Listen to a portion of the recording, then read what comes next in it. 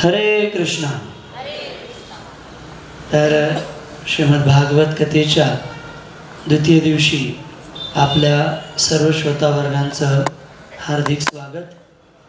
त्याचबरोबर मी धन्यवाद देतो श्री गणेश एकता कला क्रीडा आणि सांस्कृतिक मंडळांचे जे सदस्य आहेत त्या सर्वांचं धन्यवाद देतो, कारण सालाबादप्रमाणे याही वर्षी भगवंतांची श्रीमद भागवत कथा करण्याची संधी त्यांनी मला दिली।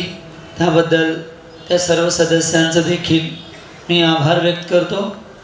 आणि त्याचबरोबर हा कार्यक्रम यशस्वी करण्यासाठी दिवस रात्र एक करणारे आमचे सर्व कृष्ण भावनेचे साधक वर्ग त्यांचाही धन्यवाद देतो। आणि आपल्या सर्वांची आशीर्वादाची याचना करून भागवतमच्या दुसऱ्या दिवशी कुंती महाराणीच्या प्रार्थना या विषयावरती आज आपण चर्चा करण्याचा प्रयत्न करू। परंतु याआधी ज्या गणेश उत्सवानिमित्त ही भागवत कथा होते त्या गणपती बाप्पाचं पण आधी धन्यवाद द्यायला पाहिजे। गणपती बाप्पा! मला आठवतं ज्यावेळी मी कृष्ण भावनेमध्ये येण्याआधी आरती म्हटली की हा आवडता विषय होता। आणि या आवडत्या विषयामध्ये मला एक आरती अजूनही आठवते गणपती बाप्पाची।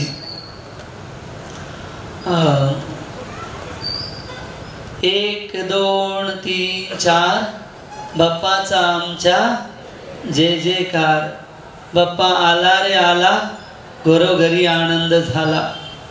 5 6 7 8 बाप्पाला बसायला चंदनाचा पाठ।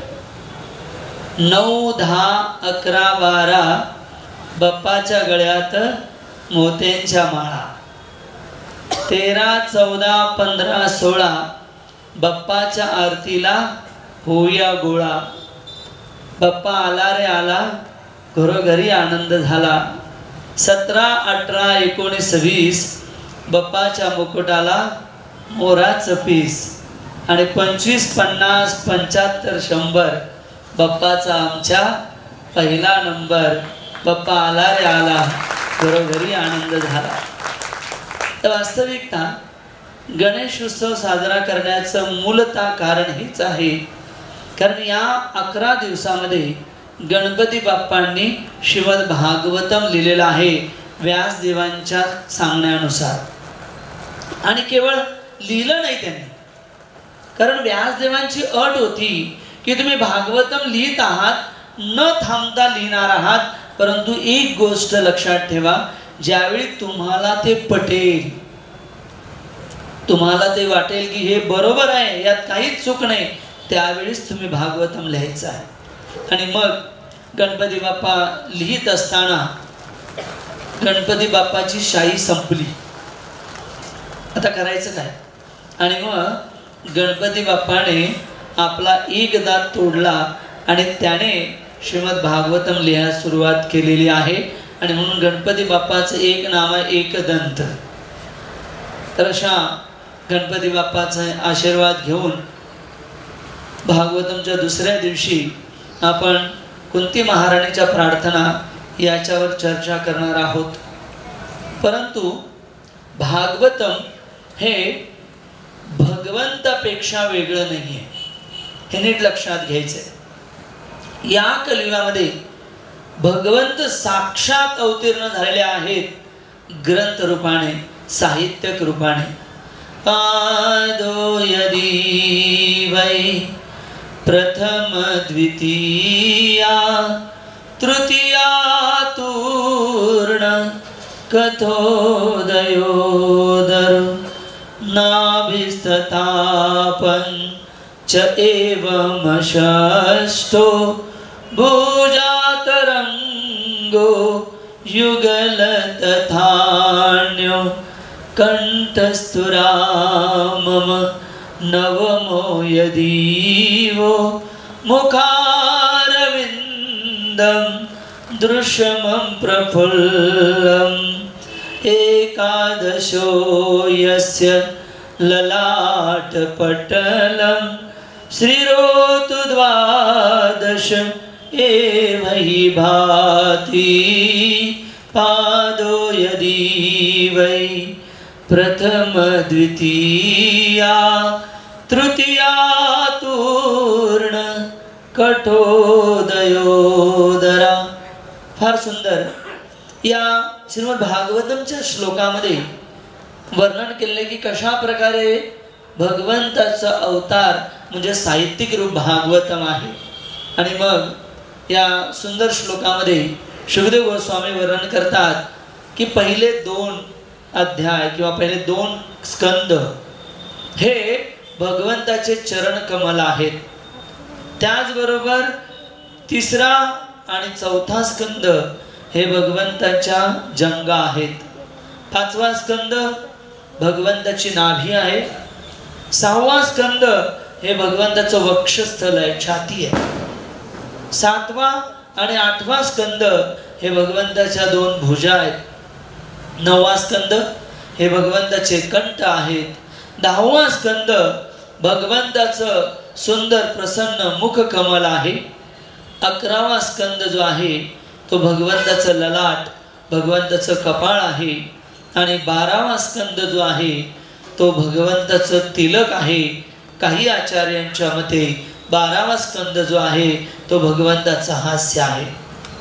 तर असेच भगवंत या साहित्यिक रूपाने या कलियुगामध्ये अवतीर्ण झालेले आहेत.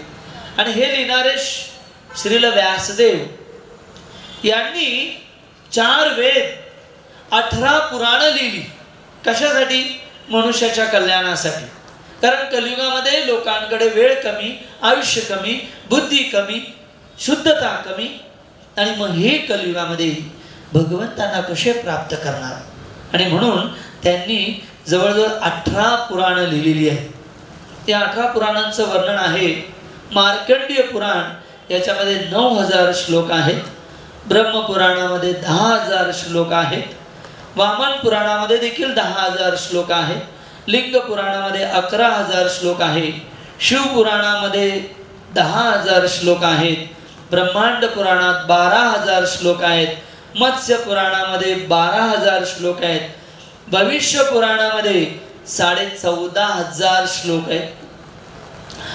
अग्निपुराणामध्ये 15,000 श्लोक आहेत. नरसिंह पुराणामध्ये 17,000 श्लोक. गरुड पुराण ज्यावेळी एखादा व्यक्ती शरीर सोडतो आणि आम्ही मग गरुड पुराणाचं वाचन करतो त्याच्यामध्ये 19,000 श्लोक आहेत. विष्णू पुराणामध्ये 23,000 श्लोक आहेत. वायू पुराणामध्ये 24,000 श्लोक आहेत. वराह पुराणामध्ये देखील 24,000 श्लोक आहेत. नारद पुराणामध्ये 25,000 श्लोक आहेत. पद्म पुराणामध्ये 55,000 श्लोक आहेत. आणि स्कंद पुराणामध्ये जवळजवळ 80,000 श्लोक आहेत. हे 4 वेद आणि 18 पुराणं व्यासदेवाने लिहिली. कशासाठी? मानव जातीच्या कल्याणासाठी. परंतु व्यासदेवांच्या लक्षात आलं की इतकं लिखाण करून देखील मला एक आत्मिक समाधान, आत्मिक संतुष्टी प्राप्त होत नाहीये. आणि म्हणून श्री व्यासदेवजी त्यांचे गुरु नारद मुनी यांना शरणागत गेले. आणि मग नारद मुनीने सांगितलं की तन्मूल अगाध बोधम, तुझ्या असंतोषाचं मूळ कारण काय आहे? बघा, 4 वेद 18 पुराण इतकं सगळं लिहिल्यानंतर असंतुष्ट झालेले व्यासदेव त्यांना नारद मुनीने सांगितलं की तुमच्या असंतुष्टीचं मूळ कारण हे आहे की तुम्ही भगवंत आणि भगवंताच्या भक्तांचं गुणगान केलेलं नाहीये. आणि म्हणून तुम्ही असंतुष्ट आहात. जर तुम्हाला खरंच संतुष्ट व्हायचं असेल तर एकच उपाय आहे आणि तो उपाय आहे भगवंत आणि भगवंताच्या भक्तांचं लीलांचं वर्णन आपल्याला त्याच्यामध्ये करायचं आहे. आणि म्हणून वर्णन आलेलं आहे की व्यासदेवाने श्रीमद भागवतम जे आहे ते लिहिलेलं आहे. आणि या भागवतमची सुरुवात सूत गोस्वामी आणि शौनकादी ऋषी 80,000 ऋषी तपस्येला बसलेले आहेत, यज्ञाला बसलेले आहेत. आणि त्यांनी जगाच्या कल्याणा संतांच्या विभूती ही कलियुगातले बद्धजीव कसे भगवंताची प्राप्ती करतील या उद्देशाने यज्ञाचं आयोजन केलेलं आहे. परंतु अग्निहोत्र यज्ञाने ते संतुष्ट झाले नाहीत. त्या ठिकाणी सूत गोस्वामी पोहोचले आणि मग शौनकादी ऋषींनी 80,000 ऋषींनी सूत गोस्वामींना 6 प्रश्न विचारले आणि या 6 प्रश्न म्हणजे श्रीमद भागवतम आहे. फार सुंदर हे प्रश्न आहेत. सगळ्यात पहिला प्रश्न, तुम्ही सर्व शास्त्रांचा अभ्यास केला आहे, मनुष्य जीवन यशस्वी करण्यासाठी परमोच्च मार्ग कोणता निर्धारित केलेला आहे याविषयी तुम्ही आम्हाला सांगा. मनुष्य देह हा अत्यंत दुर्लभ देह आहे आणि या दुर्लभ देहाचं प्रयोजन आहे धर्मे हितेषु अधिको विशेषो, की काहीतरी अधिक विशेष करण्यासाठी केवळ खाणं पिणं, मुलांना जन्म देणं आणि स्वतःचं संरक्षण करणं यासाठी मनुष्य देह नाहीये. मनुष्य जीवनाची यशस्वीता आहे मृत्यूच्या वेळी भगवंताचं स्मरण झालं पाहिजे. अंतकालेच मामेव स्मरण मुक्त्वा कलेवरम. आणि हाच प्रश्न शौनकादी ऋषींनी सूत गोस्वामींना विचारलेला आहे की यशस्वी होण्यासाठी परमोच्च मार्ग कोणता. हा शब्द पण फार महत्वाचा आहे. मार्ग अनेक आहे. समजा ट्रेन एकाच प्रकारच्या वेगवेगळ्या आहेत, वेगवेगळ्या आपण वेगवेगळ्या दिशेला जाणार आहे. कोणत्याही ट्रेन मध्ये बसलात तर दिल्लीला जाणं शक्य नाही आहे. तुम्हाला जर दिल्लीला जायचं असेल तर दिल्लीला जाणाऱ्या ट्रेन मध्येच बसावं लागेल, तरच आपण दिल्लीला पोहोचू. भागवतामध्ये भगवत प्राप्तीचा परमोच्च मार्ग सांगितलेला आहे. पहिला प्रश्न. दुसरा प्रश्न, आत्म्याला प्रसन्न करण्यासाठी काय केले पाहिजे. हा दुसरा प्रश्न. किती वेळा आपण या आत्म्याचा विचार करतो दिवसभरामध्ये? नाही, केवळ या शरीराचा आपण विचार करतो की कसं हे माझं शरीर सदृढ राहील, बलवान राहील आणि या शरीराने मी कसा जास्तीत जास्त उपभोग करू शकतो. आणि आत्म्याविषयी आपण चिंता किंवा आत्म्याविषयी चिंतनच करत नाही. हे दुर्भाग्य आहे. आणि म्हणून दुसरा प्रश्न विचारलाय, आत्म्याला प्रसन्न करण्यासाठी आपण काय केलं पाहिजे. दर 7 वर्षांनी मेडिकल सायन्सनुसार सांगितलं जातं की दर 7 वर्षांनी हे शरीर पूर्ण बदललं जातं. प्रत्येक शरीरातली पेशीना पेशी बदलले जाते. ही शरीराची सत्यता आहे. शरीर या शब्दाचा अर्थ हाच आहे जे सरकत. शरीर जे नेहमी सरकत. कुठे सरकत? जे मृत्यूकडे सरकत त्यांना म्हणतात शरीर. परंतु आपल्याला शरीराविषयी चिंता न करता आत्म्याच्या प्रसन्नतेसाठी कार्य करायचं आहे. हा दुसरा विषय. तिसरा प्रश्न, या भौतिक जगात भगवंताचे अवतरण, भगवंत अवतीर्ण होतात, मग साक्षात भगवंतांना देवकी पुत्र बनण्याची का गरज पडली. भगवंताचे असंख्य अवतार या भौतिक जगामध्ये, राम, नरसिंह, वामन, वराह अनेक अवतार येऊ शकतात. मग भगवंतांना देवकी पुत्र होण्याची काय गरज पडली. हा तिसरा प्रश्न त्याने विचारलेला आहे. चौथा प्रश्न, हे सूत गोस्वामी तुम्ही आम्हाला भगवंताच्या अवताराची कथा सांगा. भगवंत कसे या भूतलावर आलेले आहेत त्याविषयी आम्हाला वर्णन करा. पाचवा प्रश्न, समस्त शास्त्रांचं सार काय आहे. फार महत्वाचा आहे प्रश्न. हे जे इतके शास्त्र आहेत या शास्त्राचं सार काय आहे. हा 5वा प्रश्न. आणि 6वा प्रश्न, हे सूत गोस्वामी भगवंत या धरातलावर होते, गीतेद्वारे त्यांनी उपदेश दिला आणि मग त्यांनी धर्माची स्थापना केली. पण भगवंत पुन्हा भगवत धामात गेल्यानंतर धर्म कोणाला शरण गेलेला आहे. असे 6 प्रश्न म्हणजे श्रीमद भागवतम आहे. आणि काल आपण चर्चा केलेली हिज ग्रेस राघव पंडित प्रभू याने सुंदररित्या परीक्षित महाराजांचं जीवन चरित्र आपल्याला सांगितलेलं आहे. आज आपण श्रीमद भागवतमच्या 8व्या अध्यायामध्ये, प्रथम स्कंद 8वा अध्याय। या 8व्या अध्यायामध्ये कुंती महाराणीच्या विशेष प्रार्थना आहेत।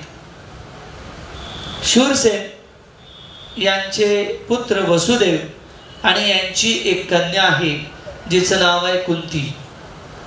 तिचं खरं तर जन्मता नाव पृथा ठेवण्यात आलं होतं। तिला एक बहीण आहे श्रुतकीर्ती म्हणून। आणि मग ही जी पृथा आहे हिचा जन्म झाल्यानंतर राजा कुंतीभोज हे शूरसेनाचे अत्यंत जिवलग मित्र आहेत आणि म्हणून त्यांना एकही आपत्य नाही आहे। आणि म्हणून राजा कुंतीभोज शूरसेनांना विनंती करता की तुमच्याकडे मुलंही आहेत, मुली आहेत, माझ्याकडे आपत्य नाही आहे, तर कृपा करून तुम्ही मला तुमची प्रथा मला तुम्ही दत्तक द्या। आणि मग लहान वयातच पृथेला कुंतीभोज महाराजांकडे सोपवण्यात आलं, आई वडिलांपासून विलग होण्यात आलं। त्याशिवाय मोठं दुःख काय। कुंती महाराणी आता पृथाची ती कुंती राहिली, कुंतीभोज राजाच्या नावावरून तिचं नाव कुंती पडलेलं आहे। आणि मग कुंती आता लहानाची मोठी होऊ लागली। वयाच्या 11व्या वर्षी दुर्वासा ऋषी हे कुंतीभोज राजाच्या राज्यात आले आणि राज्यात आल्यानंतर त्यांनी, आता दुर्वासा ऋषींचा जर परिचय आपल्या सर्वांना असेल, परंतु दुर्वासा ऋषी या शब्दाचा अर्थच असा आहे दूरवास, ज्यांच्याकडून प्रत्येक व्यक्ती दूर राहण्याचा प्रयत्न करतो त्याला म्हणतात दुर्वासा ऋषी। कारण दुर्वासा ऋषी एखादी गोष्ट त्यांना पटली नाही, जसं अंबरीश महाराजांच्या कथेमध्ये येतं की अंबरीश महाराजांनी उपवास सोडण्यासाठी एक थेंब जलप्राशन केलं, तर त्यांना मारण्यासाठी दुर्वासा ऋषींनी जटा आपटली आणि त्यातून एक असुर निर्माण केलेला आहे। अशा प्रकारे दुर्वासा ऋषी अत्यंत क्रोधित ऋषी, शापाने भस्म करून टाकणारे कुंतीभोज राजाच्या राज्यात आले। आणि कुंतीभोज राजाच्या राज्यात आल्यानंतर कुंतीभोज राजांनाही प्रश्न पडला की आता यांची सेवा द्यायची कोणाला। तर 11 वर्षाची पृथा, जिचं सध्याचं नाव कुंती, तिला सांगण्यात आलं की तू आता त्यांची सेवा कर। आणि मग कुंती महाराणी निस्सीम भावनेने, पूर्ण शरणागतीने दुर्वासा ऋषींची सेवा करू लागली। दुर्वासा ऋषींना भोजन, फलहार इतकंच काय, त्यांच्या ध्यान क्रियेमध्ये देखील त्यांना मदत करू लागली। 11 वर्षाची ही बालिका जवळजवळ 1 महिना दुर्वासा ऋषींची तिने सेवा केली। 1 महिन्यानंतर दुर्वासा ऋषी अत्यंत प्रसन्न झाले। ते म्हणाले की फारच सुंदर तू माझी सेवा केलेली आहे, त्यामुळे तुला काय वर हवाय, जे काही पाहिजे ते मी तुला देऊ शकतो, सांग तुला काय हवंय। यावरती कुंती महाराणीने एक इच्छा प्रकट केली। ती म्हणते की माझ्या आध्यात्मिक जीवनासाठी जे मला योग्य आहे, भविष्यामध्ये भक्ती करण्यासाठी जे मला योग्य आहे, हे ऋषीवर तुम्ही ते मला प्रदान करा। आध्यात्मिक जीवनामध्ये ही प्रार्थना फार महत्वाची आहे। आपण भगवंताकडे गेल्यानंतर काय मागतो? भगवंता हे दुःख दूर कर, भगवंता हे दे, भगवंता हे असं झालं त्यातून आम्हाला बाहेर काढ, नाही का? म्हणायला म्हणतो आपण, सब कुछ तेरा कुछ नहीं मेरा स्वामी, जय जगदीश हरे, तेरा तुझको अर्पण क्या लागे मेरा, स्वामी जय जगदीश हरे। परंतु वेळ आल्यानंतर या प्रार्थनेचं स्वरूप जरा बदलतं। सब कुछ मेरा कुछ नहीं तेरा स्वामी, जय जगदीश हरे, मेरा मुझको अर्पण क्या लागे तेरा, स्वामी जय जगदीश हरे। नाही का? जसं मी एक लेख वाचला होता, गणपतीकडे जाऊन आधी म्हणतो बाप्पा मोदक दे, नंतर मग जाऊन सांगतो की भगवंता गणपती राया आता पोट भरून प्लेट दे. मग पोट भरून प्लेट दिल्यानंतर आता गणपती बाप्पा ते बनवण्यासाठी कोणीतरी दे, नाही का. तर अशा प्रकारे या भौतिक जगामध्ये आपण ज्यावेळी मंदिरात जातो त्यावेळी केवळ भावना ही असते की मला काय मिळेल. परंतु इथे कुंती महाराणी एक स्त्री असून आपल्याला शिकवते की तिची प्रार्थना आहे की हे ऋषीवर मला माझ्या आध्यात्मिक जीवनासाठी मध्ये प्रगती करण्यासाठी जे योग्य आहे ते तुम्ही मला प्रदान करा. ही प्रार्थना पाहिजे, फार जरुरी आहे. कारण बऱ्याच वेळा आपल्याला माहिती नसतं आपल्यासाठी काय योग्य आहे, परंतु जे वैष्णव आहे, जे भगवंताचे भक्त आहेत त्यांना माहिती असतं आध्यात्मिक जीवनासाठी आपल्यासाठी काय योग्य आहे. म्हणून सगळ्यात पहिली शिकवण कुंती महाराणीच्या जीवनावरून की आध्यात्मिक जीवनामध्ये प्रगती करण्यासाठी ही प्रार्थना लक्षात ठेवली पाहिजे. भगवंता माझ्या आध्यात्मिक जीवनामध्ये प्रगती करण्यासाठी माझ्यासाठी जे योग्य आहे ते आपण मला प्रदान करा. आणि मग पुढे फार सुंदर कुंती महाराणीचं ते उत्तर ऐकून दुर्वासा ऋषी अत्यंत प्रसन्न झाले आणि त्यांनी भविष्य काळामध्ये पाहिलं आणि भविष्यकाळ जाणून कुंती महाराणीला 5 मंत्र दिले. सांगितले 5 मंत्र आहे आणि या 5 मंत्राची विशेषता ही आहे तू या मंत्राद्वारे कोणत्याही देवतेला आमंत्रित करू शकते.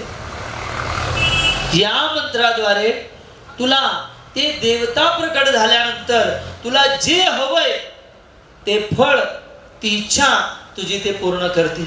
आणि म्हणून मी तुला हे 5 मंत्र देतो. आणि त्याच्यामध्ये 5 मंत्र त्यांनी कुंती महाराणीला दिलेले आहेत. आणि मग कुंती महाराणी आता त्यावेळी बालिका आहे त्यामुळे कुंती महाराणीला थोडं आश्चर्य होतं की बुवा दुर्वासा ऋषीने 5 मंत्र दिलेले आहेत, परंतु एखादी महागडी वस्तू जर लहान बाळाच्या हातात दिली तर त्याला कळत नाही त्याचं काय महत्व आहे.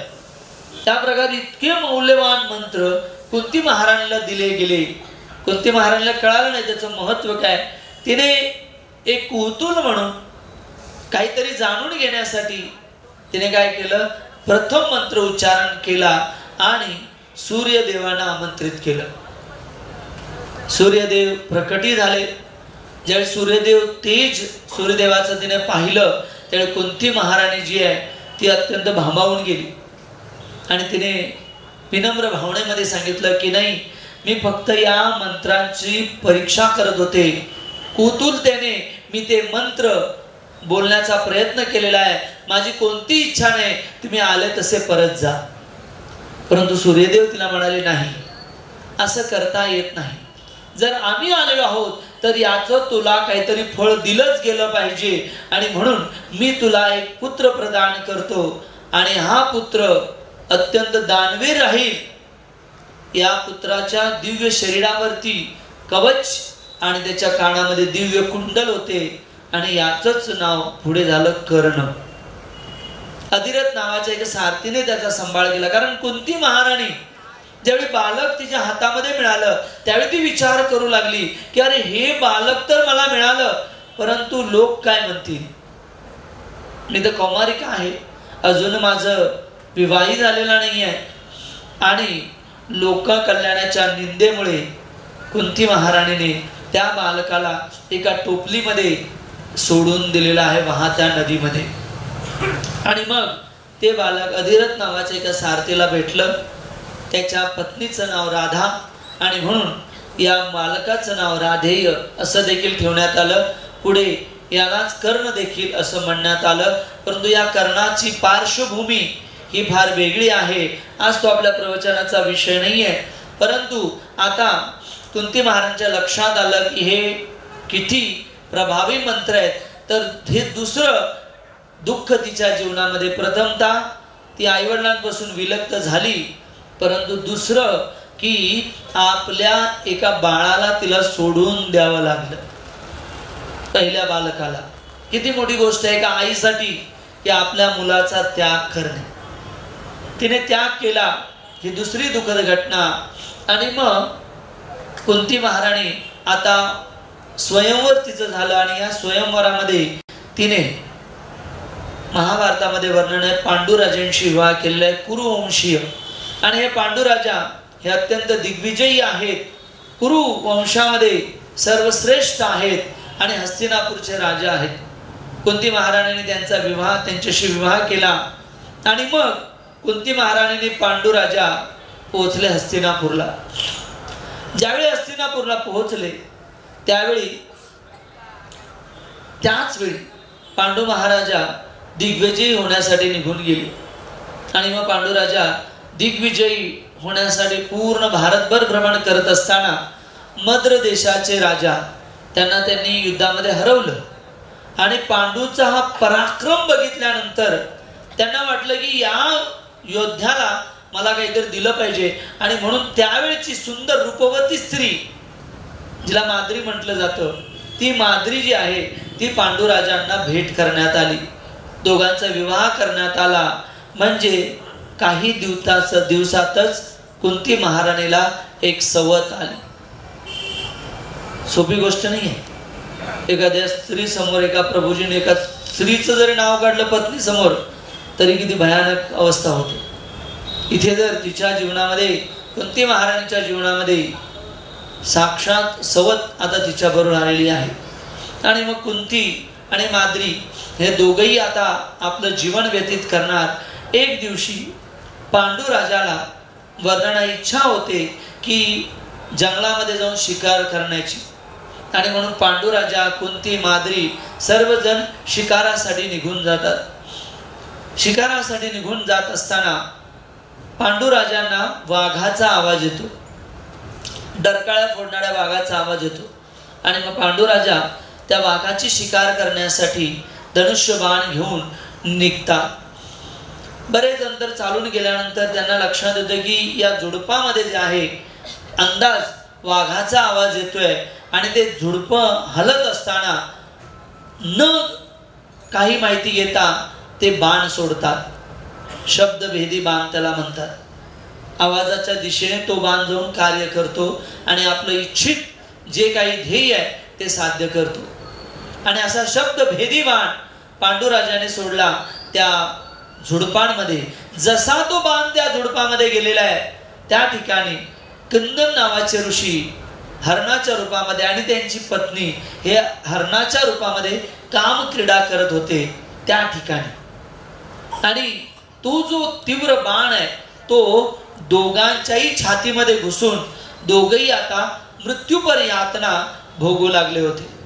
आणि म्हणून वर्णन आलेलं आहे की त्या किंदीम ऋषींना ज्यावेळी कळालं की मला पांडूने बाण मारलेला आहे त्यावेळी किंदम ऋषीने त्यांना शाप दिला की हे पांडू, तू मला बाण मारला काम क्रीडेत असताना, त्यामुळे मी तुला शाप देतो की ज्यावेळी तू काम क्रीडेमध्ये रत होशील त्यावेळी तुझा देखील मृत्यू उडवल्याशिवाय राहणार नाही, असा शाप दिला.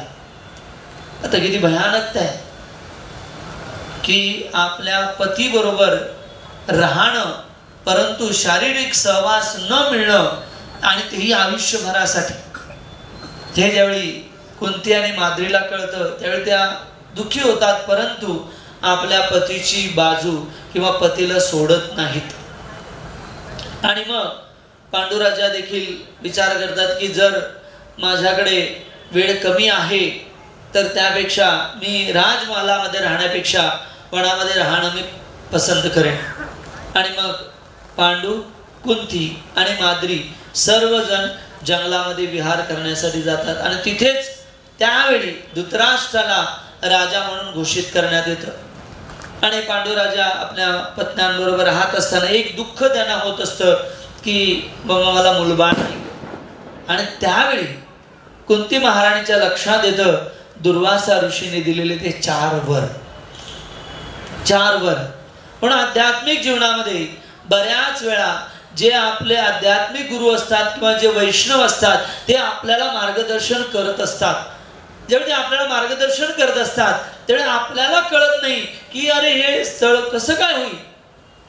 त्यावेळी कळत नाही.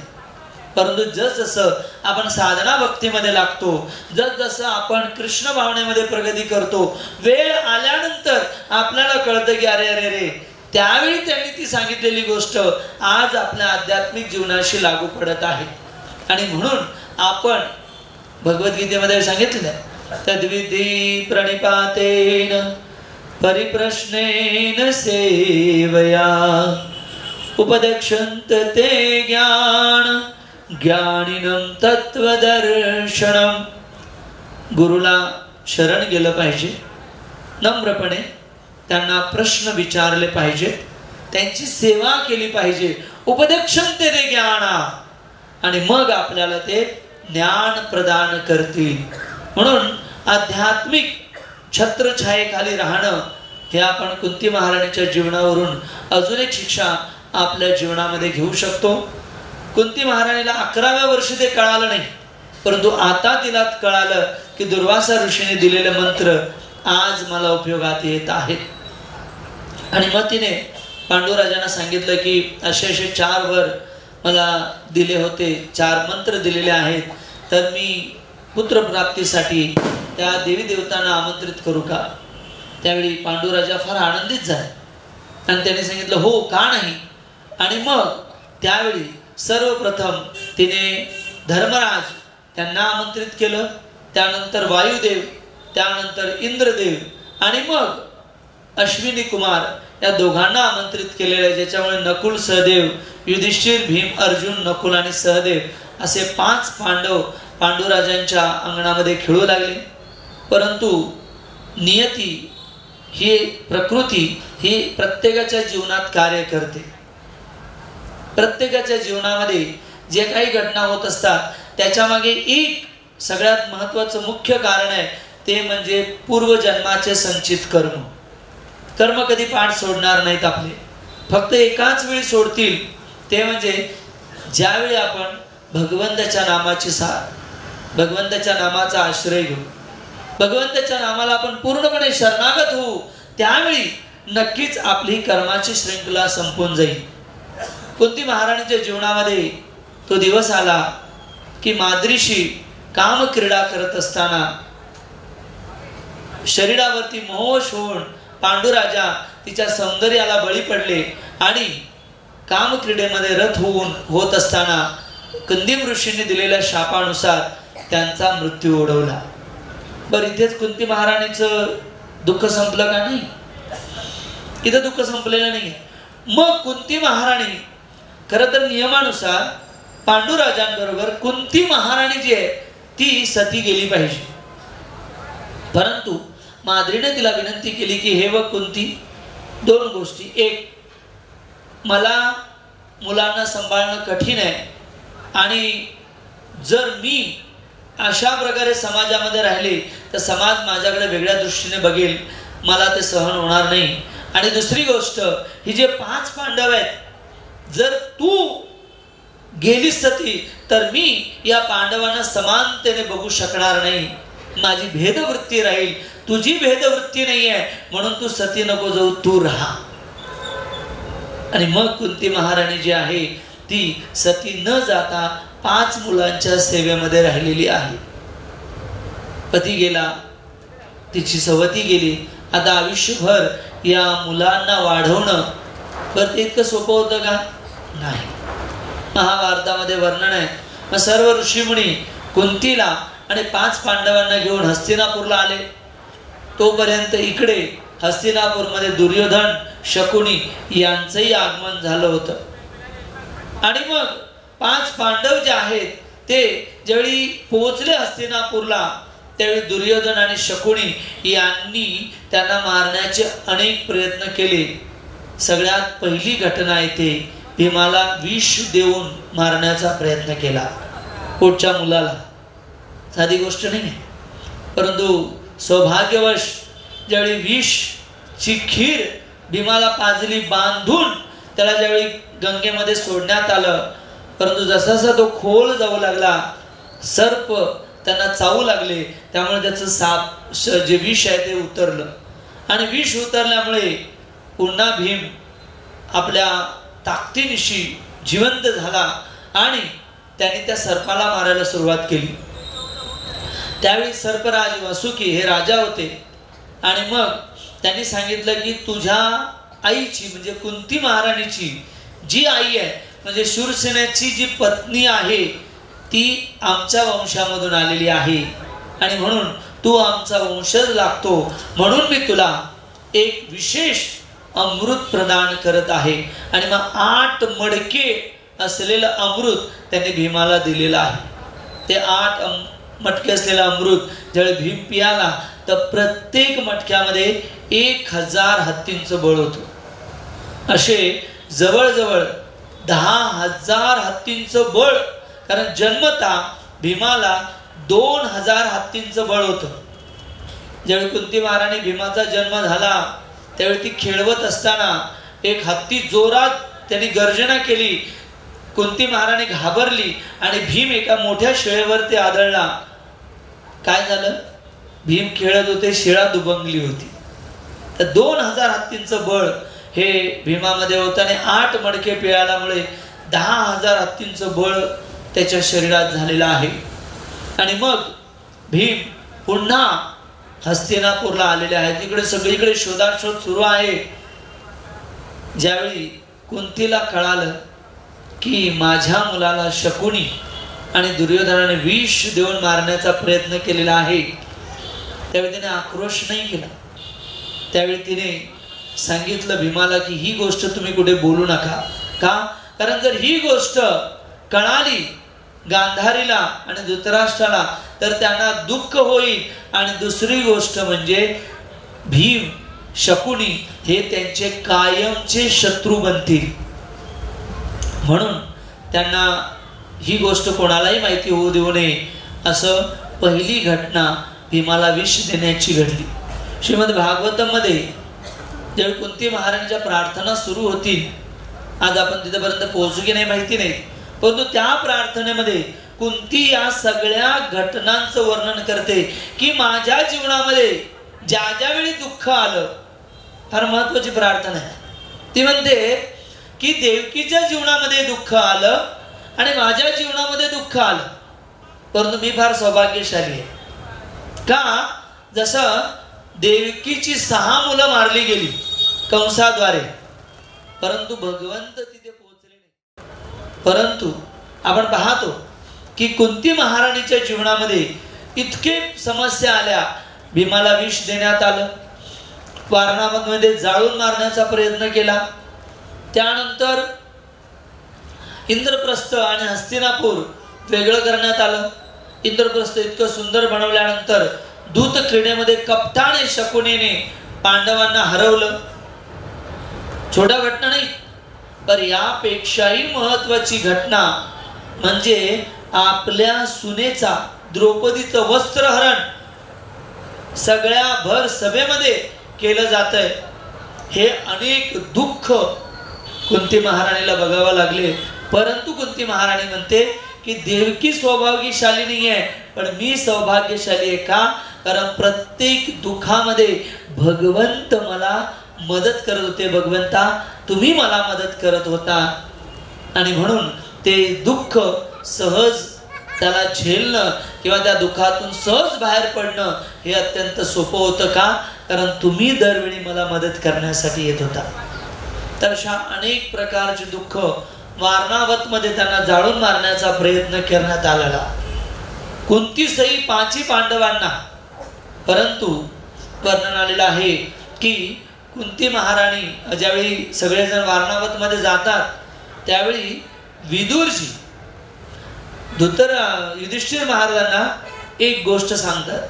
ते म्हणतात, हे बघ, ज्यावेळी जंगलाला आग लागते ना त्यावेळी सगळे प्राणी जळून मरतात, परंतु केवळ आणि केवळ उंदीर भूमिगत होऊन तो वाचू शकतो, तो फक्त मरत नाही।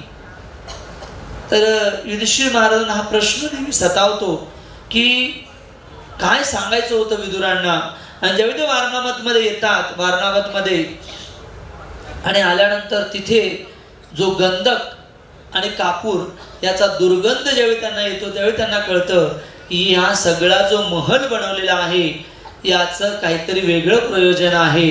आणि मग विदुरजींनी पाठवलेला जो गुफा बनवण्यासाठी जो अत्यंत प्रख्यात असतो तो पारधी तिथे आला आणि त्यांनी ती गुफा बनवून दिलेली आहे.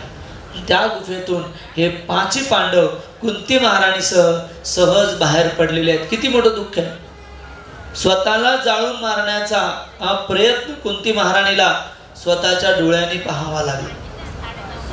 आणि मग एक चक्रमध्ये ते फिरत असताना एक चक्रामध्ये पोहोचले.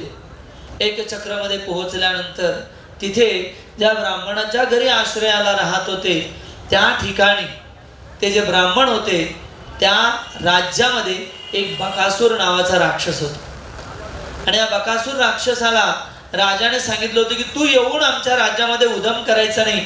आम्ही तुला एक गाडी अन्न, काही हांडे भरलेले वेगवेगळे मद्य, वेगवेगळे रस आणि त्याचबरोबर 2 रेडे, 2 बैल आणि एक चांगला धष्टपुष्ट मनुष्य तुला आम्ही खायला देऊ.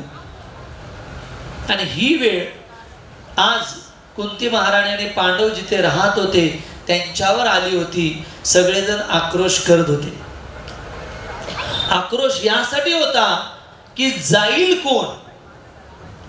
तर पती पत्नीला म्हणे की तुला मी दरवेळी सांगत होतो, फार सुंदर महाभारतामध्ये वृत्तांत आहे, दरवेळी मी तुला सांगत होतो की आपण हे गाव सोडून जाऊ, परंतु तू ऐकलं नाही.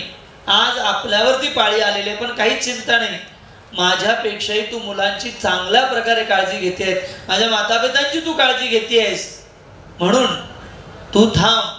मी आज राक्षसाच्या बकासुराकडे जातो त्याच्या स्वाधीन होण्यासाठी. पत्नी म्हणते नाही नाही, जर पित्याचे छत्र हरवले तर मुलं खऱ्या अर्थाने पोरकी होतात, त्यामुळे तुम्ही न जाता मीच जाईन. इथे मुलगा म्हणतो की तुम्ही दोघेही जाऊ नका, कारण पित्याचा अंश हा पुत्रामध्ये असतो, त्यामुळे मी गेल्यानंतर आपल्या परिवारावरती तितकंसं दुःख येणार नाही जेवढे तुम्ही दोघे गेल्यानंतर होईल, म्हणून मी त्या बकासुराच्या अधीन जातो. आपल्या घरी असतं तर नाही का. पारिवारिक जीवनामध्ये हा फार महत्वाचा विषय होतो.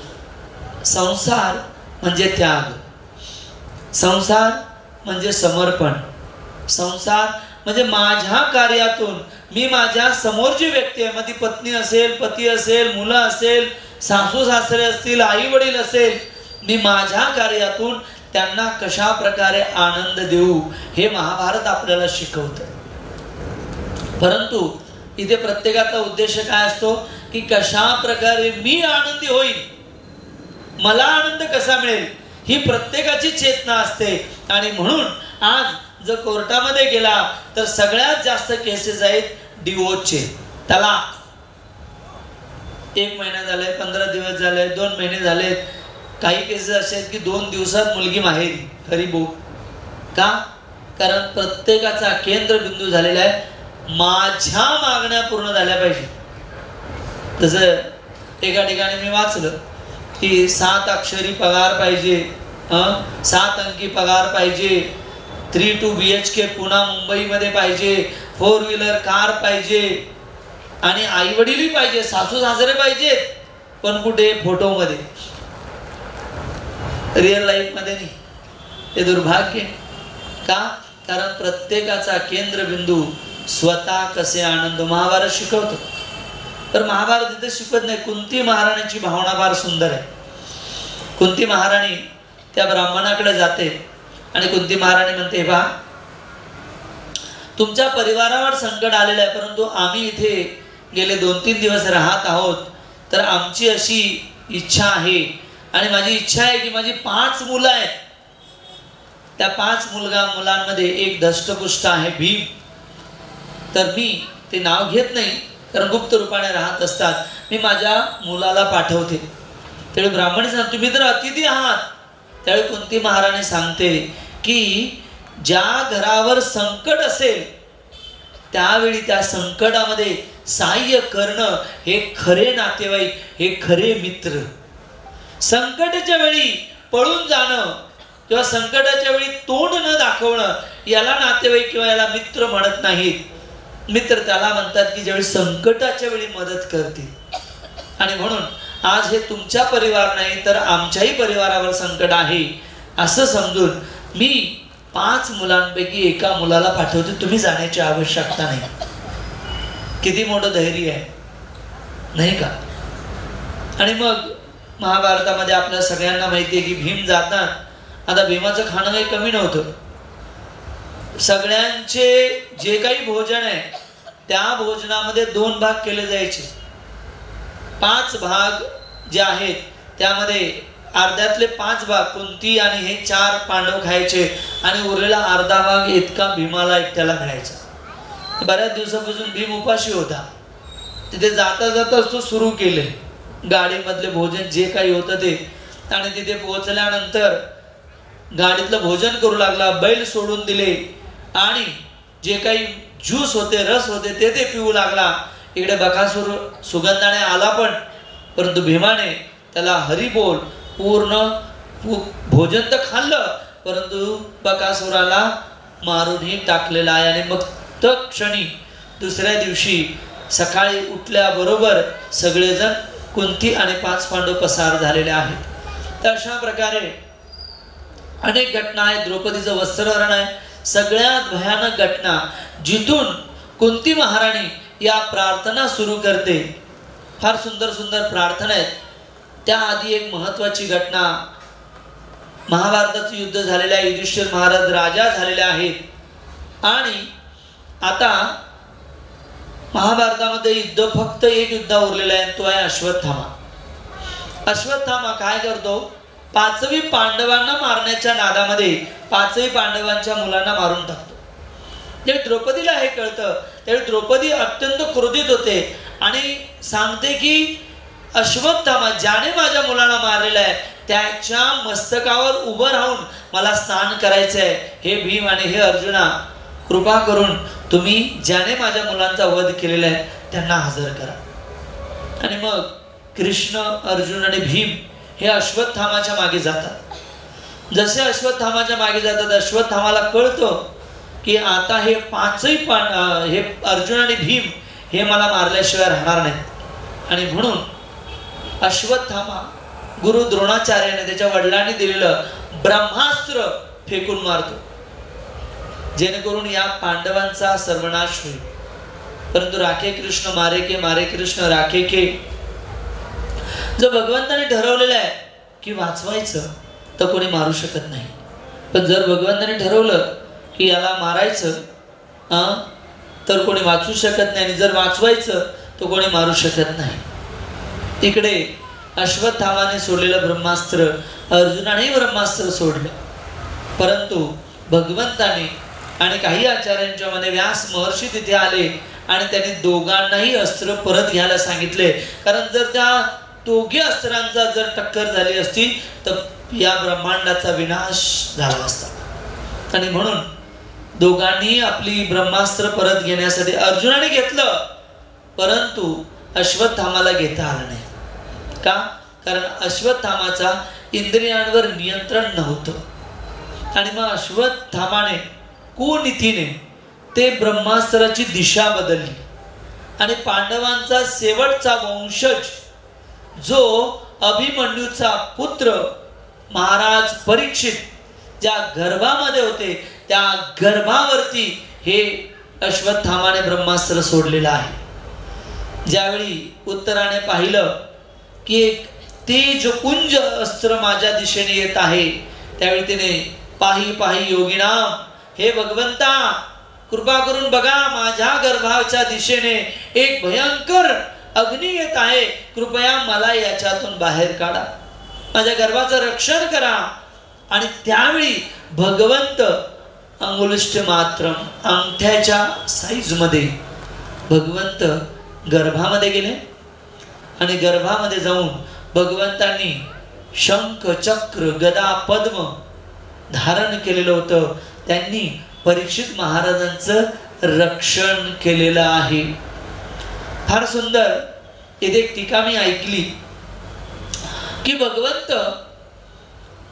शंख चक्र गदा आणि पद्म, तर शंख चक्र ठीक आहे, गदा आणि चक्र भगवंत एकच अस्त्र घेऊन गेले असते तरी ब्रह्मास्त्राचा निपत झाला असता, परंतु भगवंत दोन्ही अस्त्र का घेऊन गेले, गदाही घेऊन गेले आणि चक्रही घेऊन गेले. याचं मागचं कारण काय? त्याचं कारण हे आहे की भगवंत सांगतायत की जो माझा भक्त आहे, जो माझा सेवक आहे, त्या सेवकाच्या सेवेसाठी मी सदैव तत्पर असतो. जर हे ब्रह्मास्त्र गदेने थांबलं नाही तर मी सुदर्शन चक्राने त्याचा बिमोड करेन, पण मी माझ्या भक्तांचं रक्षण केल्याशिवाय राहणार नाही. नेहाभिक्रमणाशोस्ति प्रत्यवायो न विद्यते स्वल्पमपस्य धर्मस्य त्रायतो महतो भयात. भगवद्गीतेमध्ये भगवंत सांगतात 2रा अध्याय 40वा श्लोक की जर कोणी थोडी जरी भक्ती केली, नीट लक्षात घ्या, जर कोणी थोडी जरी भक्ती केली तर नेहाभिक्रमणाशोस्ति प्रत्यवायन विद्यते स्वल्प, म्हणून स्वल्प विराम, तेवढी जरी कोणी भक्ती केली, भगवंताचं नाव घेतलं, भगवंताच्या भक्तांची सेवा केली, भगवंताच्या अर्च विग्रहाची थोडी जरी सेवा केली तर महतो भयात, मोठ्या मोठ्या संकटापासून भगवंत रक्षा केल्याशिवाय राहत नाही. फक्त आपल्याला काय करायचंय? भगवंतांना शरणागत जायचंय. आणि या कलियुगामध्ये शरणागत केवळ एकच गोष्टीने जाऊ शकतो आणि ते आहे भगवंताचं नाव. हरे कृष्णा हरे कृष्णा कृष्णा कृष्णा हरे हरे, हरे राम राम राम हरे हरे. या महामंत्राचा ज्यावेळी आपण आश्रय घेऊ त्यावेळी नक्कीच भगवंत आपलं संरक्षण केल्याशिवाय राहणार नाहीत. आणि मग आता भगवंताने परीक्षिताचं रक्षण केलेलं आहे आणि मग आता भगवंत बराच काळ हस्तिनापूर राहिल्यामुळे द्वारकेची आठवण त्यांना व्हायला लागलेली आहे. आणि भगवंत आता सुंदर रथामध्ये बसून भगवंत आता द्वारकेला निघालेले आहेत. आणि त्यावेळी माता कुंती जी भगवंताची आत्या आहे ती स्वतः त्या रथापर्यंत जाते आणि भगवंतांना सुंदर सुंदर प्रार्थना करते. त्या प्रार्थना श्रीमद भागवतम मध्ये दिलेल्या आहेत 8व्या अध्यायामध्ये, प्रथम स्कंदाच्या 8म अध्यायामध्ये. तर फार सुंदर या प्रार्थना आहेत. या प्रार्थना मध्ये 2 गोष्टी आहेत, नीट लक्षात घ्यायचं.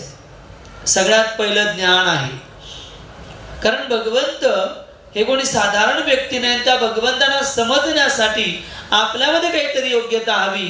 मग ती काय योग्यता हवी? म्हणून ते ज्ञान आहे. आणि दुसरं भाव पण आहे. आणि म्हणून इतक्या प्रार्थना आहेत श्रीमद भागवत मध्ये. जर आपण पाहिलं त्याच्यानंतर लगेच भीष्मदेवांची स्तुती आहे, अंबरीश महाराज, वृत्रासूर, शिवजी, प्रल्हाद महाराज, ध्रुव महाराज, अशा अनेकांच्या प्रार्थना श्रीमद भागवतम मध्ये आहेत. परंतु कुंती महाराणीच्या प्रार्थना सर्वप्रथम व्यासदेवाने लिहिलेल्या आहेत. का? कारण या 2 गोष्टी त्याच्यामध्ये आहेत. पहिलं ज्ञान आणि दुसरं भाव. बऱ्याच वेळा आपण भगवंतांना प्रार्थना करतो परंतु त्याच्यामध्ये भाव नसतो, भगवंताचं गुणगान आपण करत नाही. तर फार सुंदर या प्रार्थना आहे. सगळ्यात पहिली प्रार्थना, नमस्ते पुरुषं त्वाद्यं ईश्वरे प्रकृते परम अलक्ष्य सर्वभूतानां अंतर्बहिरवस्थितम्.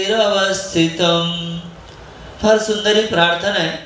कुंती वाच, कुंती महाराणी म्हणते नमस्ते नमस्ते, की भगवंता मी तुम्हाला नमन करते.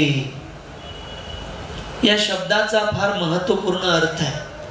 ज्यावेळी आपण मंदिरात जातो, भक्तांच्या संघामध्ये जातो, त्यावेळी आपण काय केलं पाहिजे?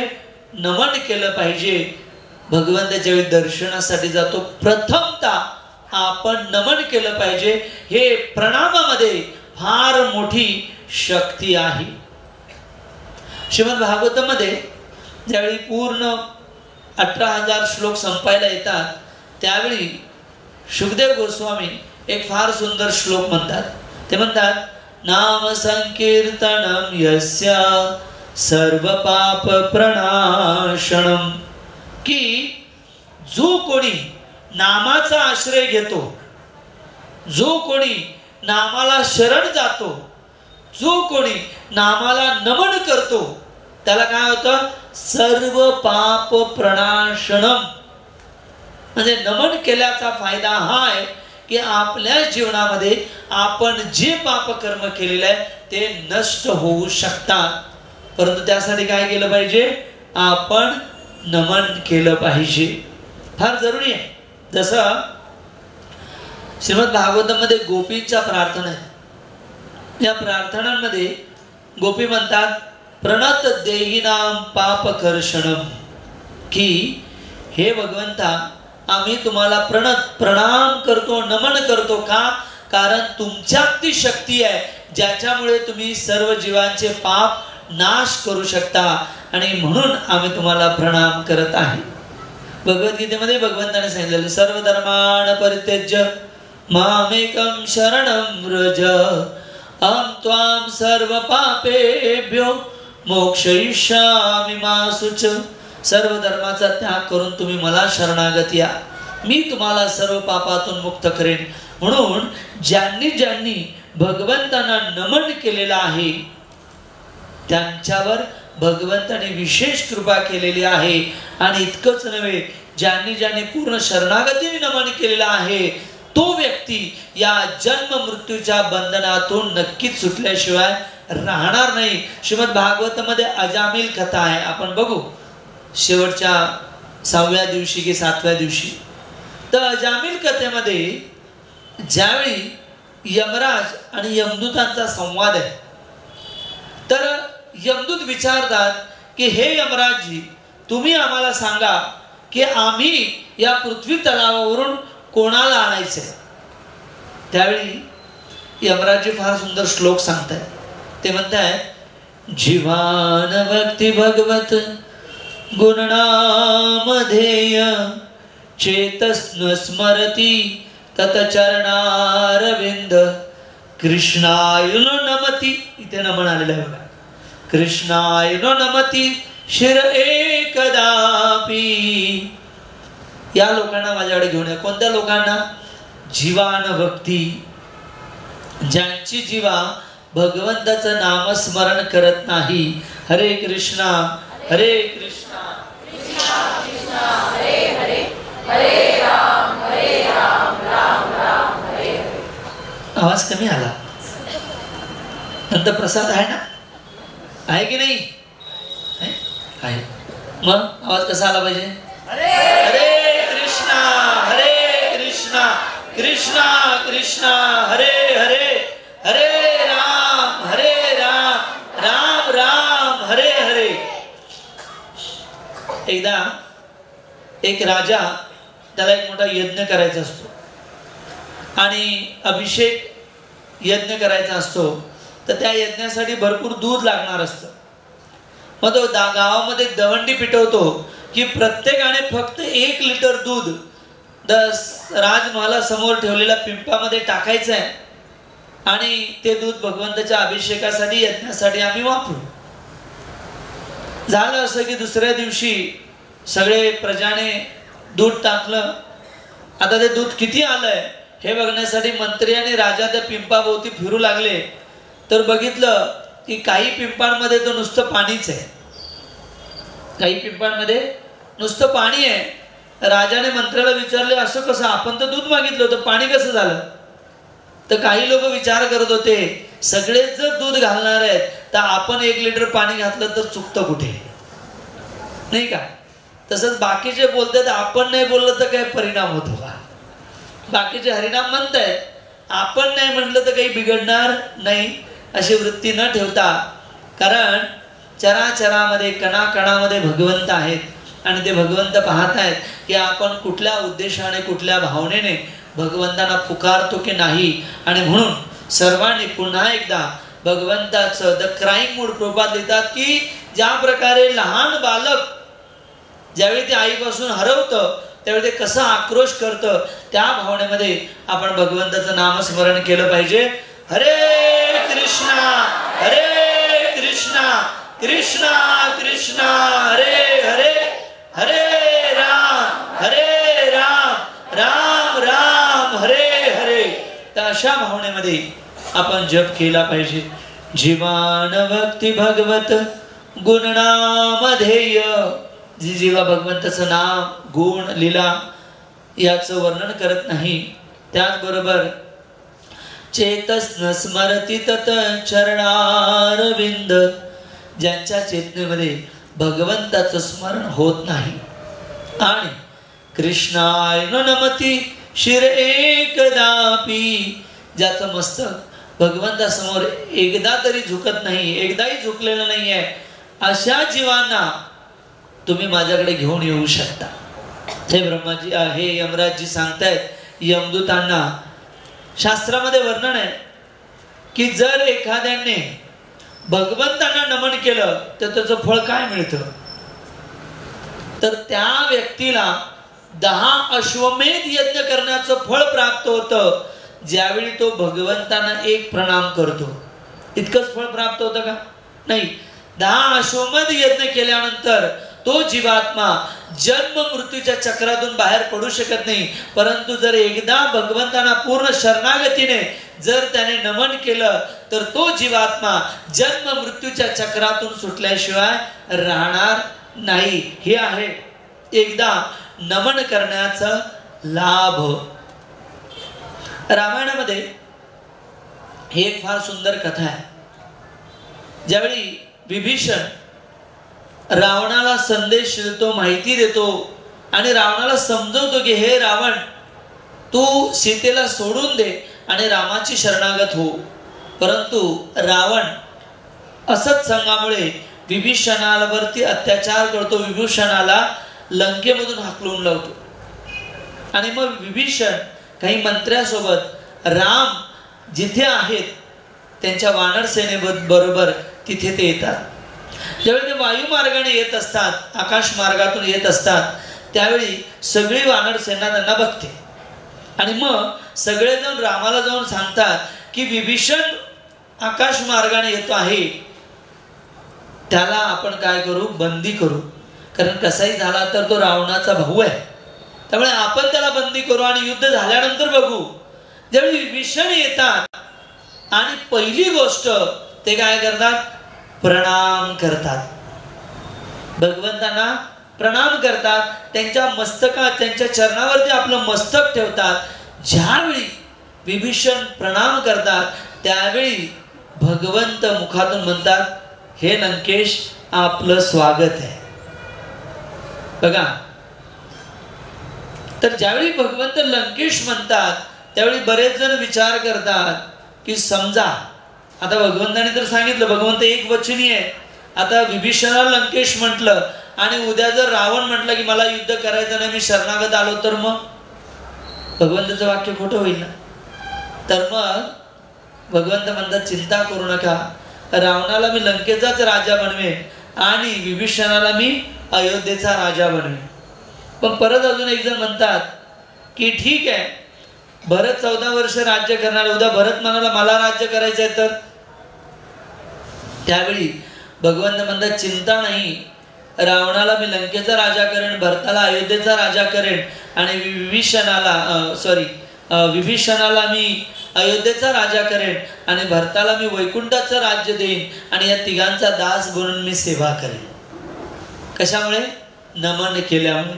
म्हणून कुंती महाराणी इथे आपल्याला पहिली गोष्ट शिकवते, नमस्ते पुरुषं त्वाद्यम, की हे आद्य पुरुष मी तुम्हाला नमन करते. या भौतिक जगामध्ये केवळ एकच पुरुष आहे, ते म्हणजे भगवान श्रीकृष्ण, आणि बाकी सर्वजण भोग्य आहेत.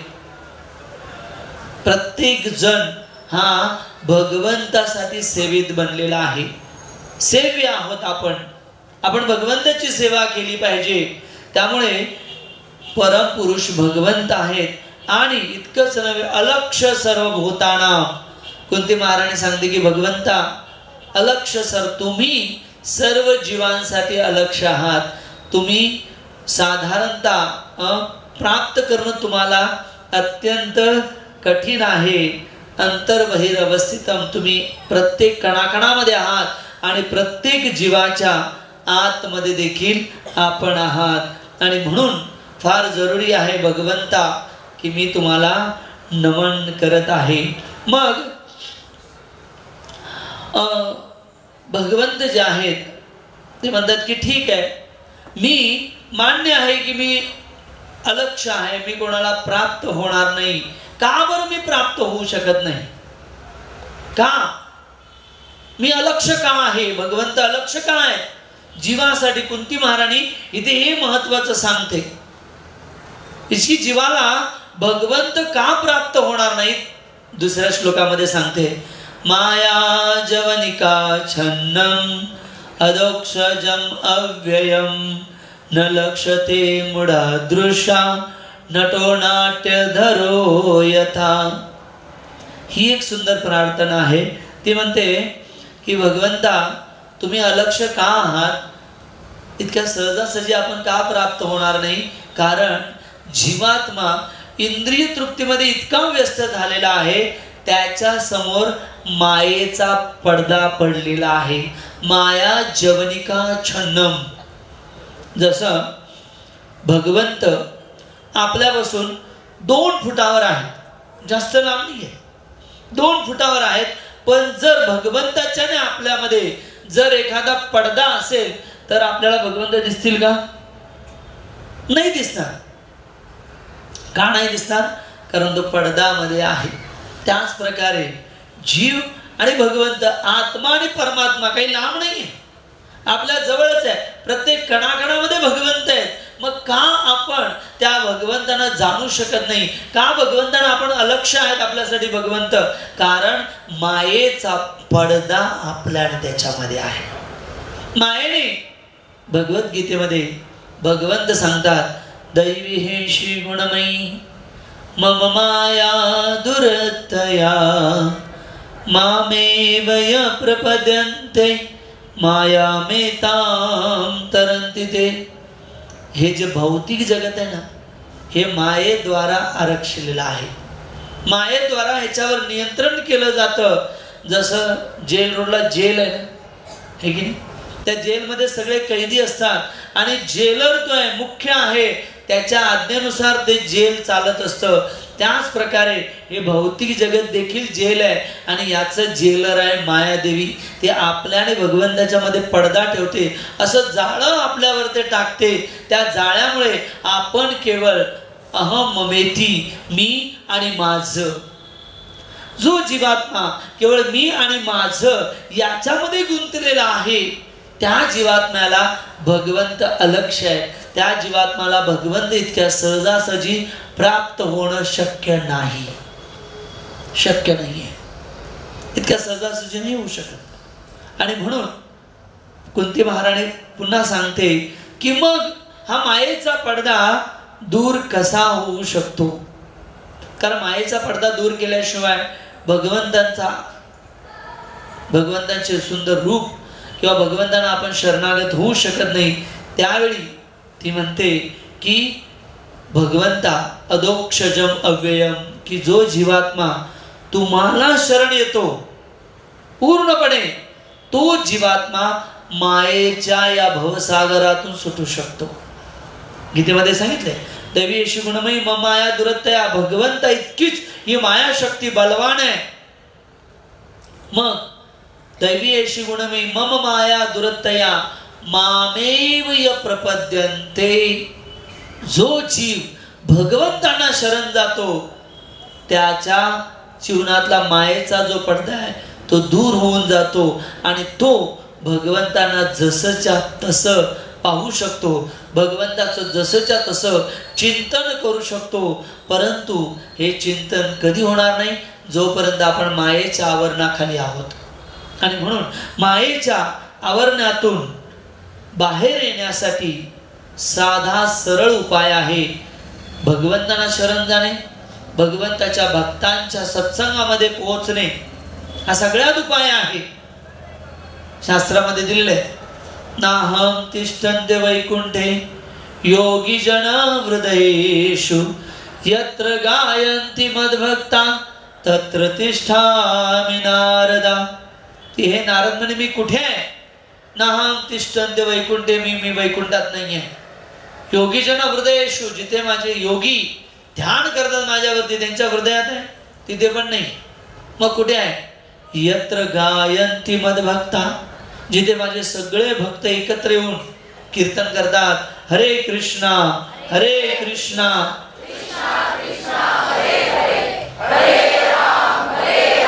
राम राम हरे हरे. जिथे माझे सगळे भक्त येऊन कीर्तन करतात, कुंती महाराणी सांगते, भगवंत सांगतात की मी त्या ठिकाणी उपस्थित आहे. आणि म्हणून आपण सत्संगाला आलं पाहिजे. आणि मग कुंती महाराणी पुढच्या प्रार्थनेमध्ये म्हणते, तथा परमहंसानां मुनीनामल आत्मनां भक्तियोग विधानार्थ कथं पश्यमे स्त्रिया. बर, जो भोगवादामध्ये लागलेला आहे व्यक्ती, तोच भगवंत, त्यांनाच तुम्ही अलक्ष आहात का? नाही म्हणे, तुम्ही केवळ त्यांनाच अलक्ष नाही, तथा परमहंसानां मुनीनाम मलाशयम, जे परमहंस आहे, जे अत्यंत भगवंत तुमच्या पूर्णपणे शरणागत आहेत, त्यांनाही मिळणं तुम्ही कठीण आहात. आणि मग म्हणते भक्तियोग विनादार्थ कथं पश्यमे स्त्रिया. भगवंता, तुम्ही मोठ्या मोठ्या ऋषीमुनींना मिळणं अवघड आहे, तर माझ्यासारखी स्त्री तुम्हाला काय प्राप्त करू शकेल. या तिसऱ्या प्रार्थनेमध्ये कुंती महाराणी आपल्या जीवनामधली नम्रता व्यक्त करते आहे. खरं तर जर नातेसंबंध बघितलं तर कुंती महाराणी इतकं भगवंतांना कोणी पाहिलेलं नाही आणि भगवंतांना कोणी ऐकलेलं नाही आहे, भगवंताबद्दल ऐकलेलं नाही आहे. कारण कुंती महाराणी ही भगवंताची आत्या आहे. पुढच्या प्रार्थनेमध्ये कळेल आपल्याला. परंतु ती भगवंतांना जाणून देखील काय करते?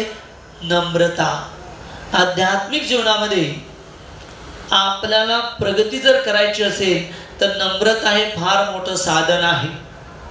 बऱ्याच वेळा जो असं म्हणतो की मला भगवद्गीता माहिती आहे, मला सर्व माहिती आहे, त्याला काहीच माहिती नसतं. परंतु जो म्हणतो की नाही, फार सुंदर चैतन्य चरितामृत मध्ये चैतन्य महाप्रभू सांगतात, प्रेमेर स्वभाव जहा प्रेमेर संबंध सेई मान मोर नाही कृष्ण प्रेम गंध. जो भगवंताचा भक्त नसतो ना, त्याला तुम्ही विचारा भगवद्गीता माहिती आहे का, भागवत माहिती आहे का, तो म्हणतो मला सगळं माहिती आहे, रामकृष्ण मला सगळं माहिती आहे.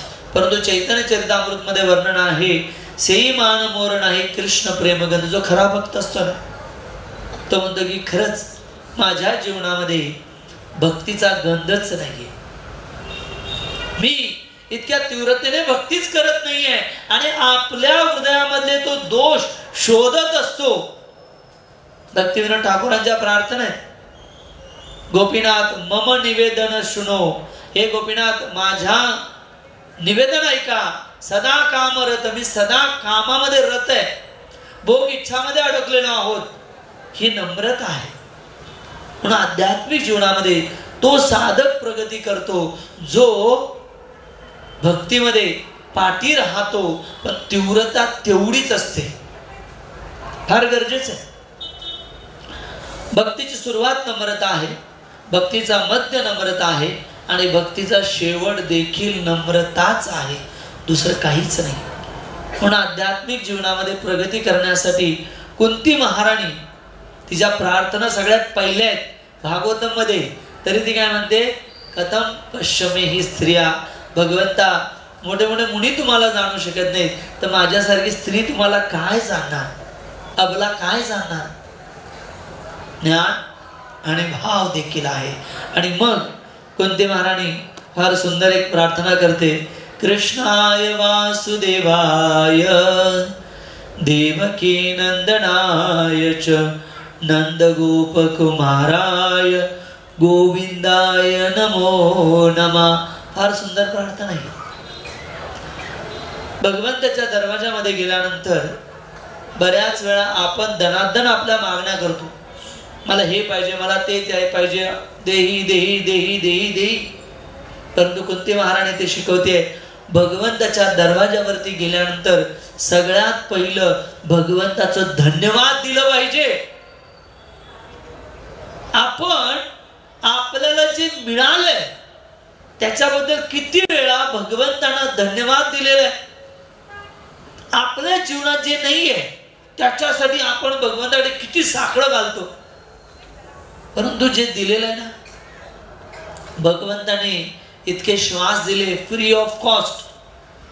कोरोनामध्ये कळाली असेल ऑक्सिजनची किंमत, नाही का? इतके श्वास भगवंताने दिले. भगवंताने इतकी सगळी इंद्रिय दिली ज्याद्वारे आम्ही पाहू शकतो, ऐकू शकतो, बोलू शकतो. भगवंताने जे खातोय ते पचन करण्याची शक्ती दिली. भगवंताने शरीरामध्ये इतकी ताकद दिली, समजण्याची बुद्धी भगवंताने दिली. मग का आपण भगवंताचं धन्यवाद देत नाही? भगवंताचं धन्यवाद दिलं पाहिजे.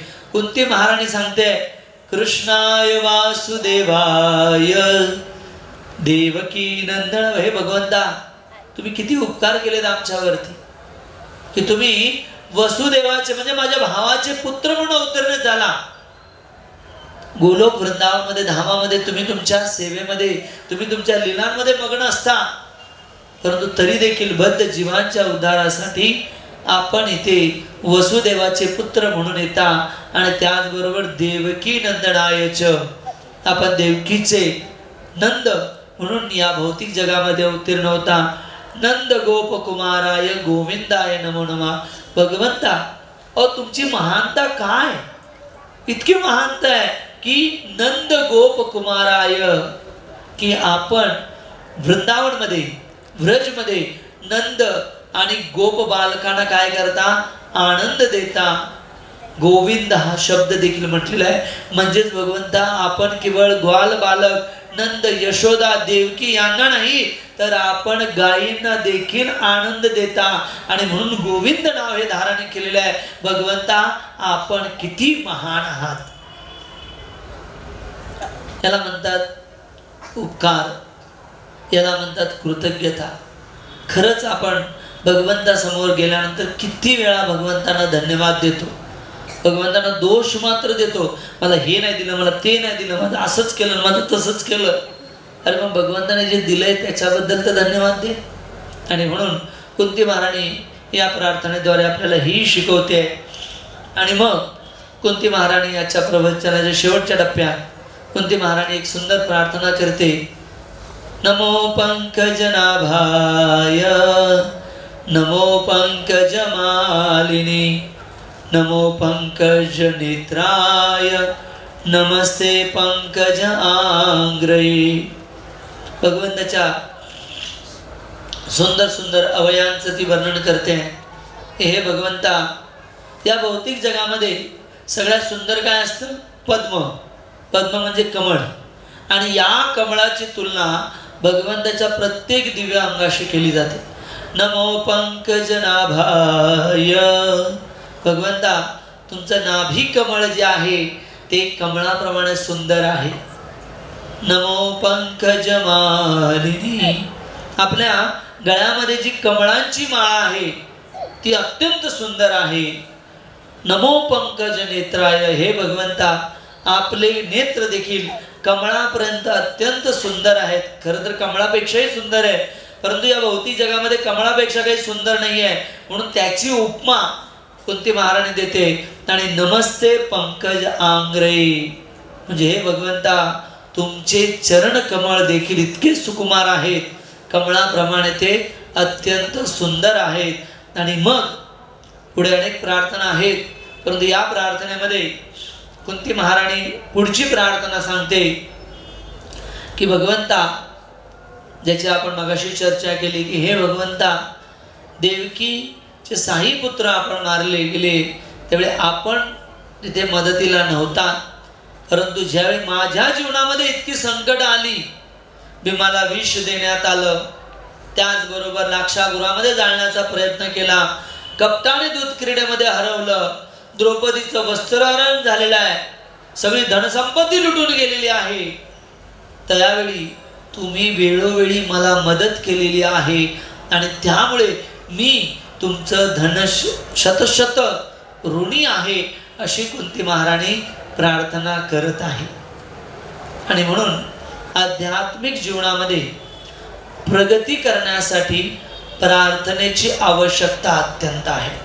कारण ज्यावेळी आपण प्रार्थना करतो त्यावेळी महत्त्वाच्या 2 गोष्टी आपल्या जीवनामध्ये होतात. सगळ्यात पहिली गोष्ट, ज्यावेळी आपण आपली प्रार्थना करतो ना भगवंतांना, भगवंतांचे गुणगान करतो, भगवंतांना आपलं दुःख सांगतो, त्यावेळी आपलं हृदय मुलायम होऊन जातं. आपण जे केलेलं कुकर्म आहे ते कुकर्म भगवंतांना सांगतो, त्यावेळी आपलं हृदय काय होऊन जातं, मुलायम होऊन जातं, नाजूक होऊन जातं. आणि ज्यावेळी आपण हृदयपूर्वक भगवंतांना प्रार्थना करतो त्यावेळी भगवंताचं हृदय देखील द्रवित होऊन जातं. आणि मग भगवंत, शास्त्रामध्ये सांगितलंय, 1 पाऊल जर आपण भगवंताकडे चाललो तर भगवंत 10 पावलं आपल्याकडे चालतात. विचार करा, बली महाराजांच्या लीलेमध्ये भगवंतांनी 1 पावलामध्ये ब्रह्मांड, 2ऱ्या पावलामध्ये सगळा पृथ्वीलोक, 2 पावलामध्ये सगळं मापलं होतं. बली महाराजांना विचारलं, 3रा पाय कुठे ठेवू, 3रे चरण कुठे ठेवू? ते म्हणजे माझ्या मस्तकावर ठेवा. तर भगवंताचे चरण कमल पाऊल इतके मोठे आहेत, आपल्याला फक्त 1 पाऊल चालायचं. भगवंत नक्कीच आपली रक्षा करतील, भगवंतच्या हृदयामध्ये आपल्याला स्थान मिळेल. आणि म्हणून जगद्गुरु श्रील प्रभुपादांनी या संस्थेची जी स्थापना केली, त्यांनी या कलियुगातल्या बद्ध जीवांसाठी सोप्यात सोपी प्रार्थना दिलेली आहे. हरे कृष्णा कृष्णा कृष्णा हरे हरे, हरे राम राम राम हरे हरे. ही प्रार्थना आहे. प्रार्थनेमध्ये काय अर्थ काय? हरे म्हणजे हे राधाराणी, कृष्ण म्हणजे सर्व आकर्षक कृष्ण, आणि राम, आता 3 राम आहेत. एक आहे बलराम, एक आहे परशुराम, आणि एक आहे श्री राजा रामचंद्र श्रीराम. परंतु जे हरे कृष्ण महामंत्रामध्ये राम आहेत ते या 3 एकही राम नाहीत. जे हरे कृष्णामध्ये राम आहेत ते राम आहेत जे राधाराणीमध्ये रमण करतात, राधाराणीच्या सेवेमध्ये रमण करतात, ते राम आहेत. सर्व आकर्षक कृष्ण आणि सर्व आनंदाचे स्तोत्र हे राम आहेत. आणि म्हणून हे राधाराणी, मला भगवंताच्या सेवेत लाव, कृष्णाच्या सेवेत लाव, ही प्रार्थना ज्यावेळी आपण करू त्यावेळी आपण भगवंताच्या हृदयात स्थान केल्याशिवाय राहणार नाही. आणि म्हणून एक कवी फार सुंदर सांगतात, अगर तू तेरे काम में, अगर तू तेरे काम में तो मैं मेरे धाम में, अगर तू तेरे काम में तो मैं मेरे धाम में, अगर तू मेरे नाम में, अगर तू मेरे नाम में, तो भगवान सांगतात तो मैं तुम्हारे काम में. आणि म्हणून आपल्याला हरे कृष्ण महामंत्री प्रार्थना करायची आहे. अशी गणपती बाप्पाला विनंती करून आजच्या 2ऱ्या दिवशीच्या कथेला स्वल्प विराम देऊ. उद्या संध्याकाळी ठीक 7:30 वाजता प्रवचनाला सुरुवात होईल आणि उद्या श्रीमद भागवतमच्या प्रथम स्कंदातील 9व्या अध्यायामधील भीष्मदेवांचं चरित्र आणि त्यांच्या विशेष प्रार्थना त्या देखील आपण जीवनामध्ये कशा उतरायच्या याविषयी चर्चा करूया. तोपर्यंत फार फार धन्यवाद. ग्रंथराज श्रीमद भागवतम की, जगद्गुरु श्रील प्रभुपाद की, निताय गौर प्रेमानंदे. हरे कृष्ण.